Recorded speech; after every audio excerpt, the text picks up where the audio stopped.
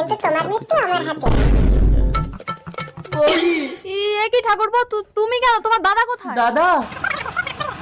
বৌদি, পরীর কি সন্তান হয়েছে? তোমার পরীর মৃত সন্তান হয়েছে, সেই জন্যই তো তোমার দাদা মারা গেছে। পরীর যদি মৃত সন্তান হয় আমি মরবো, দাদা কেন মরবে? এবার বুঝতে পারছো তো ওই বাচ্চাটা কার?